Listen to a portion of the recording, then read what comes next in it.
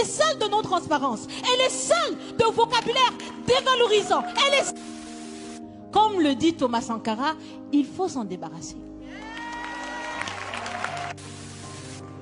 Alors si on ne développe pas, on ne peut pas non plus aider à développer. Ça fait près d'un siècle que l'aide au développement se balade en Afrique. Ça ne marche pas.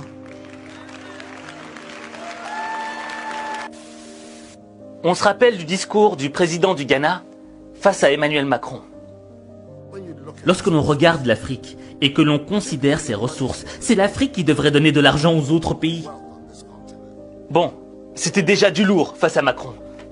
Mais là, tu vas découvrir le discours d'une Africaine qui a laissé Macron sans voix et qui met juste une grosse claque. Si toi aussi, tu as une perte de motivation et que tu voudrais faire la remontada dans ta vie, alors découvre la vidéo dont j'ai épinglé le lien en commentaire pour découvrir comment devenir plus fort mentalement. J'ai des choses à dire, mais il faudrait bien que vous me permettiez de respecter les salutations d'usage. Monsieur le Président, chers invités, chers Français, chers Africains, chers amis, Mesdames, Messieurs, et à tous ceux qui sont là aujourd'hui et qui nous suivent à travers les médias pour participer à cette conversation directe et surtout sans filtre. Bonjour. Bonjour. Je suis Raïmwende Elda Kwama. Je suis africaine, je suis burkinabé, je suis intègre. Merci. Nul besoin donc de vous préciser que mon interpellation sera celle de la vérité, de la sincérité et de la franchise. Sans filtre, Monsieur le Président. Mon point va s'articuler autour de tous ces imaginaires-là. Et s'il s'agit de parler des imaginaires et de ces concepts faux, incompatibles à la réalité de nos peuples, il faudra surtout parler du vocabulaire dépassé, inadapté, dévalorisant, qui réside encore dans vos discours et dans celui de vos institutions lorsque vous vous adressez à l'Afrique ou lorsque vous levez des fonds pour aider l'Afrique. Parmi ces expressions, il y en a une qui retient mon attention tout le temps et qui par fini me dérange. L'aide au développement. Monsieur le Président, l'aide, tant qu'elle n'aide pas, tant qu'elle n'amène pas à se départir de l'aide, comme le dit Thomas Sankara, il faut s'en débarrasser. Car l'aide, ce type d'aide-là rend esclave. Ce type d'aide-là empêche les peuples, les populations de s'en sortir par elles-mêmes, par leur propre capacité, parce qu'elles peuvent le faire, Monsieur le Président, et vous devrez le savoir. Le meilleur est en chacun d'entre nous, quelle que soit notre origine. Je continue donc pour vous citer ici Feu Joseph Kizerbo, un intellectuel africain, certainement que vous le connaissez. Vous lisez beaucoup, n'est-ce pas, Monsieur le Président? Il a dit, et je cite, « On ne développe pas, on se développe. » Fin de citation. Alors si on ne développe pas, on ne peut pas non plus aider à développer. Ça fait près d'un siècle que l'aide au développement se balade en Afrique. Ça ne marche pas.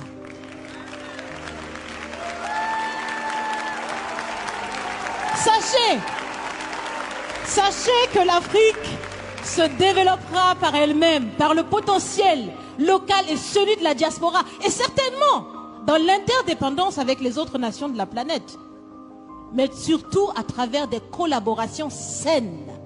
Je répète, saines, transparentes, constructives. Il y a des têtes bien faites, il y a des investisseurs aussi en Afrique. Nous innovons déjà en Afrique. Et si ce n'est pas co-constructif, dans cette relation qu'on imagine, on n'en veut pas. C'est donc fini. C'est donc fini les expressions « Sauvons l'Afrique »,« aidons à développer l'Afrique. Il y a tellement de misérables là-bas. C'est fini, Monsieur le Président.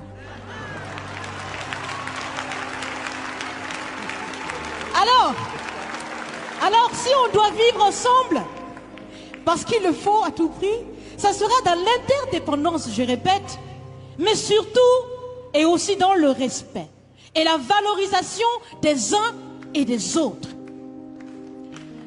Monsieur le Président, vous avez voulu ce sommet différent, vous nous avez appelés, nous, société civile, tout en sachant bien que tout ce qu'on peut faire, c'est dire ce qu'on pense. Vous êtes un président, vous pouvez prendre des décisions, que chacun prenne donc ses responsabilités dans ce sommet. Monsieur le Président, je vais vous proposer des actions concrètes. Est-ce que vous savez, je pense que vous le savez, l'AFD, l'Agence française de développement, fête bientôt ses 80 ans. C'est l'occasion de faire différemment. Changez déjà le nom. Changez le fond. On l'a si bien dit, on veut des partenariats qui soient clairs, qui soient transparents, où nous aussi on peut parler, on a notre mot à dire, on peut aussi agir et on peut mettre aussi de l'intellect et des ressources financières sur la table de la discussion. Je vais finir parce que j'aime bien échanger avec Monsieur le Président. Mais je vais finir. Et je vous propose de visualiser avec moi ceci. Si la relation entre les pays d'Afrique et la France était une marmite, sachez qu'elle est très sale, cette marmite. Elle est sale de reconnaissance légère des exactions commises. Elle est sale de corruption. Elle est sale de non-transparence. Elle est sale de vocabulaire dévalorisant. Elle est sale, Monsieur le Président. Je vous invite à la recurer par des actions concrètes. J'ai déjà proposé des actions, commencez. Mes amis le feront aussi. Si vous refusez de la laver, si vous voulez quand même préparer là-dedans, je ne mangerai pas. Nous ne mangerons pas. L'Afrique ne mangera plus. Le repas. Écoutez. Le repas.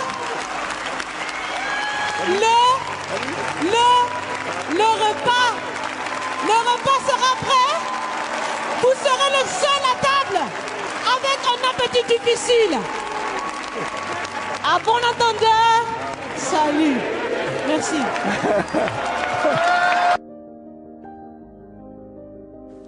Oh, mais quel discours. Franchement, faut en avoir du courage pour oser parler comme ça à un chef d'État, direct, droit dans les yeux.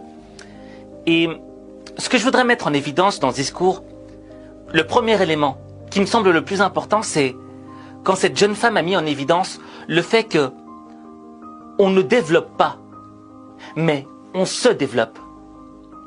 Et tu vois, juste le fait de remplacer le ne par se change complètement la dimension de cette phrase. Pourquoi? Parce que pour se développer soi-même, pour changer quelque chose dans sa vie, on ne doit pas attendre que les autres le fassent à notre place. On ne doit pas être dans la position du spectateur, de celui qui tend la main pour qu'on nous donne quelque chose et qu'on puisse enfin développer les choses. Dans le fond, qu'on puisse changer les choses. Et ça, c'est une notion qui est hyper importante pour moi. Parce que trop souvent, certaines personnes sont dans l'attente des autres. Ils attendent que les autres fassent à leur place. Mais le jour où les autres ne sont plus là, ils sont perdus. Parce que ils ont décidé de confier leur vie entre les mains d'autres personnes. Et quand tu fais ça, tu deviens dépendant de quelqu'un d'autre. Tu deviens dépendant d'un autre être humain. Or, pour pleinement s'accomplir, pour vraiment vivre sa vie, l'essentiel c'est quoi?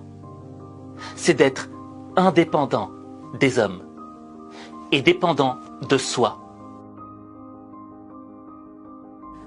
Le deuxième élément que je souhaiterais mettre en évidence dans le discours absolument magistral de cette jeune fille, c'est que, je sais pas si tu te souviens, mais il y a quelque temps de cela, Emmanuel Macron s'était ramassé une gifle en pleine rue par un individu.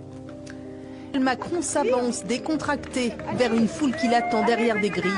Il se dirige droit vers un homme en t-shirt kaki qui immédiatement lui assène une gifle.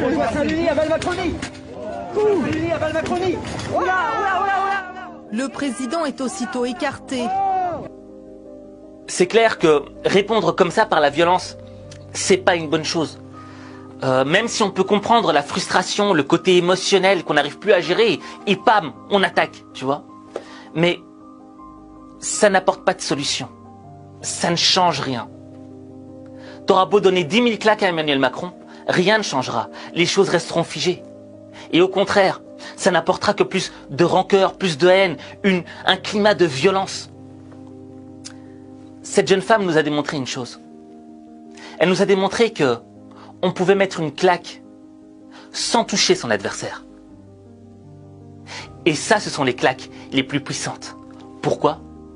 Parce qu'elles touchent les cœurs, elles heurtent les esprits. Je veux dire, t'as vu dans la salle, il y a un moment où tout le monde s'est levé, tout le monde rigolait, tout le monde disait mais cette fille, elle a peur de rien. Moi, je suis sûr et certain que même un mec du Ku Klux Klan, ultra raciste, aurait vu le discours de cette fille, il serait levé dans la salle, il aurait commencé à applaudir. Pourquoi? Parce que ce discours, il va au-delà des couleurs de peau, il va au-delà des origines. Ce discours, son objectif est de toucher directement les cœurs et de réveiller les consciences.